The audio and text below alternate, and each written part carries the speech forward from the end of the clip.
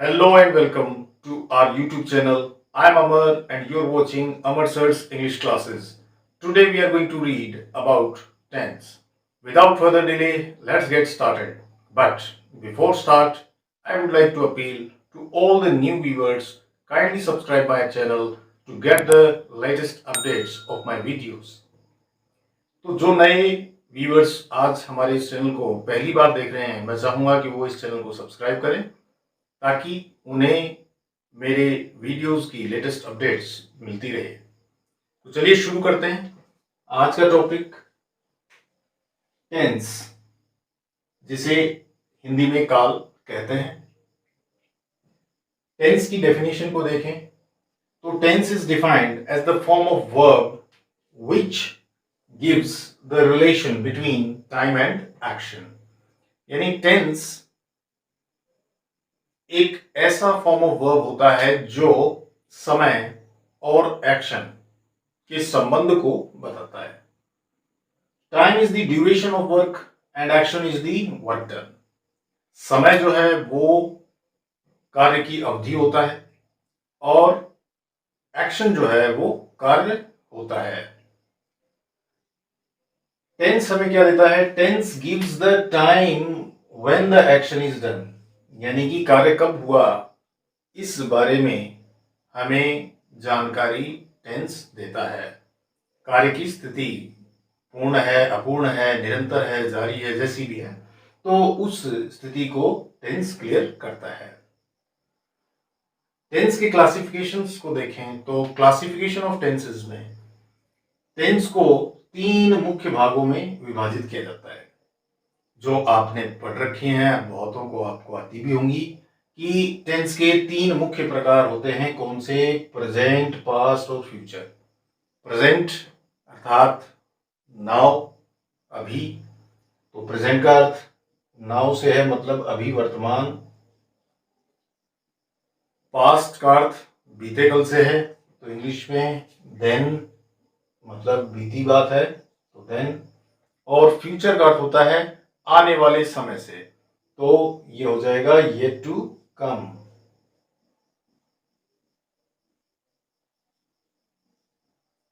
इन Hindi present को वर्तमान के नाम से जानते हैं, तो हिंदी में इसे वर्तमान काल कहते हैं। पास्ट को भूतकाल कहते हैं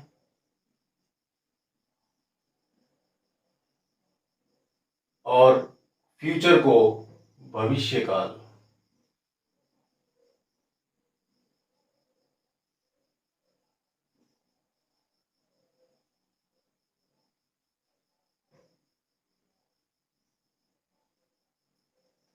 सो एज क्लासिफिकेशन ऑफ टेंसेस में हमने देखा कि टेंस के 3 मुख्य प्रकार होते हैं, और ये 3 मुख्य प्रकार जो होते हैं ये किसके आधार पे होते हैं? ये समय के आधार पे होते हैं। यानी समय ड्यूरेशन के आधार पे अगर हम बात करें तो 3 होते हैं मुख्य प्रकार, और इन 3 को, प्रत्येक को, each tense is further divided into how many parts? 4 parts.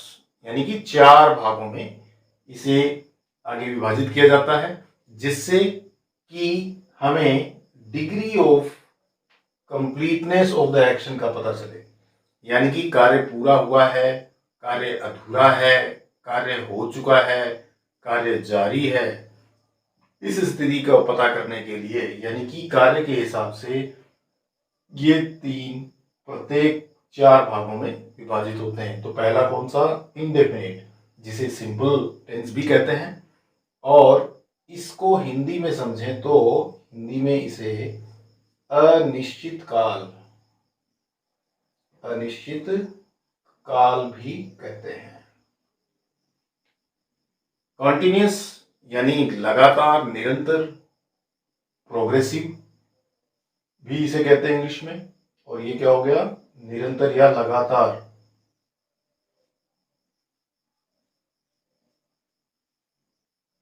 लगातार होने वाला जो भी कार्य होता है जिसमें किसी प्रकार का कोई अवरोध नहीं है, जो निरंतर जारी है। परफेक्ट में जो भी कार्य पूरा हो चुका है, पूर्ण हो चुका है, उसे हम इस कैटेगरी में लेते हैं पूर्ण काल। और अंततः चौथा इसका जो प्रकार है वो होता है परफेक्ट कंटिन्यूअस। परफेक्ट कंटिन्यूअस में क्या होता है, किसी निश्चित या अनिश्चित समय से निरंतर जारी रहना। तो इसको हम मान सकते हैं समय से, यानी किसी भी निश्चित या अनिश्चित समय से लगातार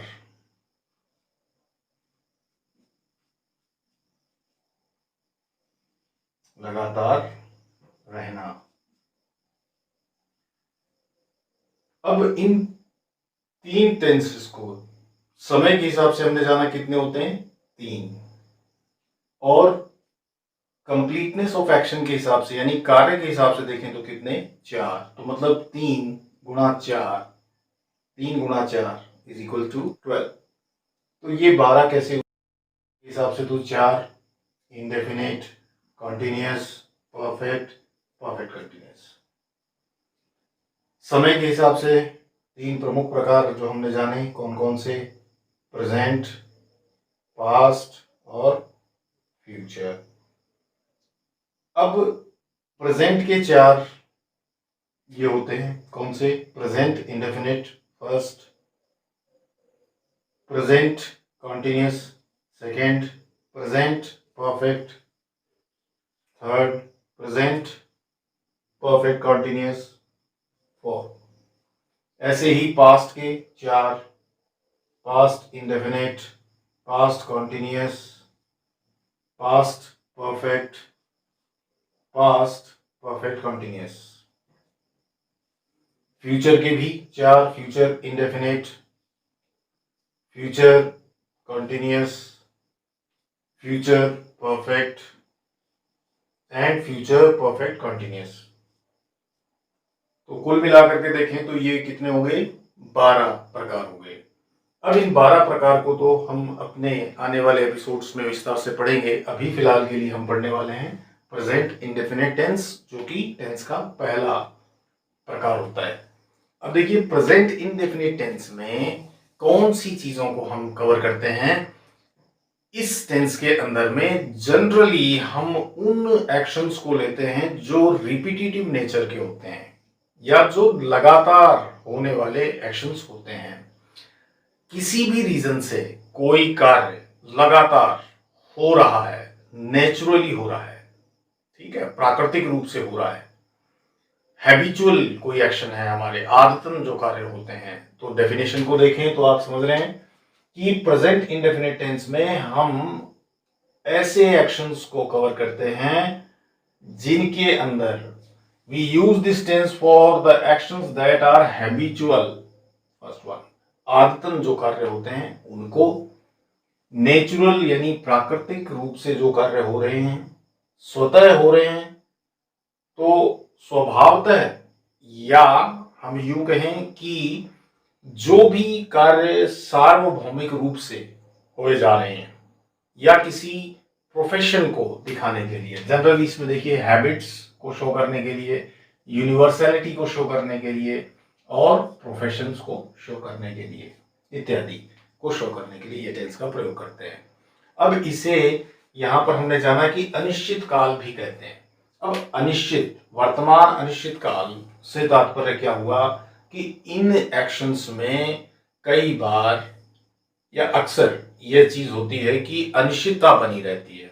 अनिश्चितता इस बात की है कि जब ये बोले जाते हैं, जब इनको का जिक्र किया जाता है, तो उनकी निरंतरता, उनकी पूर्णता पर एक अनिश्चितता बनी रहती है।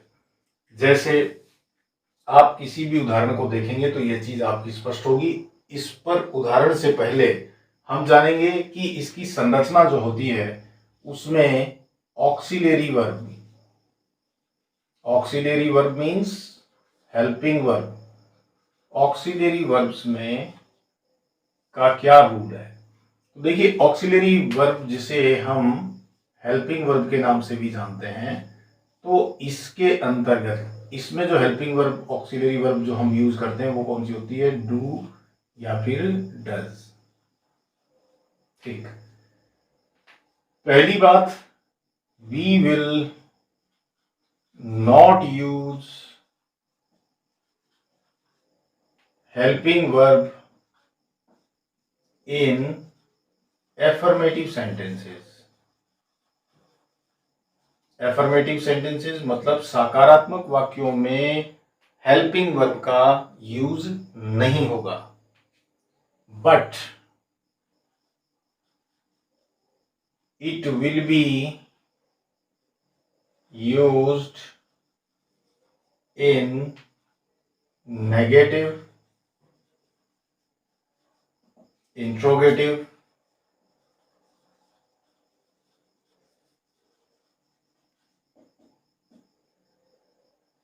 And interronegative. पहली बात ये कि हेल्पिंग वर्ब का प्रयोग एफर्मेटिव सेंटेंसेस में नहीं होगा। एफर्मेटिव सेंटेंसेस में हेल्पिंग वर्ब नहीं लगा करके हमें ध्यान देना है कि जो वाक्य नेगेटिव होगा, इंट्रोगेटिव होगा या इंट्रोनेगेटिव होगा, उनमें हेल्पिंग वर्ब का प्रयोग किया जाएगा। मुख्य क्रिया जो होगी that will be, it will be used in base form of verb, that is V1, verb की फर्स्ट फॉर्म होगी। But in sentences where third person singular is used, we will use V1 plus S और ES। तो इस बात को हमें विशेष ध्यान रखना है कि जब मुख्य क्रिया जनरली तो V1 में ही होती है, बेस फॉर्म में ही होती है, लेकिन यदि वाक्य में थर्ड पर्सन सिंगुलर दिया हो तो हमें V1 प्लस SES का प्रयोग करना होता है। अब इसमें V1 प्लस SES या थर्ड पर्सन सिंगुलर की बात करें तो देखिए, पर्सन्स के बारे में I think you all know very well, you have read it in your earlier classes also. First person is I, we, second person you, third person he, she, it, they, any name. Now as per this, we have understood this, that if it is given in third person singular, तो third person singular क्या क्या है? He, she, it, ठीक है। Any name, कोई एक नाम, singular. इन cases में हमें क्या यूज करना है? V1 plus SES। These two things are to be kept very seriously. What are auxiliary verb? Do or does। अब do or does में जो अंतर है वो भी समझ लेते हैं। Do का प्रयोग जनरली प्लूरल सेंस में किया जाता है और does का प्रयोग सिंगुलर सेंस में किया जाता है। But rule is that third person singular case we are going to use V1 plus SES। तो नेगेटिव इंट्रोगेटिव सेंटेंस में इसका एग्जम्पशन रहेगा, but in negative, interrogative and interronegative we will use V1। क्यों करेंगे? क्योंकि उसमें हम इसका प्रयोग हम उसमें कर लेते हैं, जिसके कारण से इन वाक्यों में फिर V1 का ही प्रयोग होगा। So student, in today's episode we have known about tense.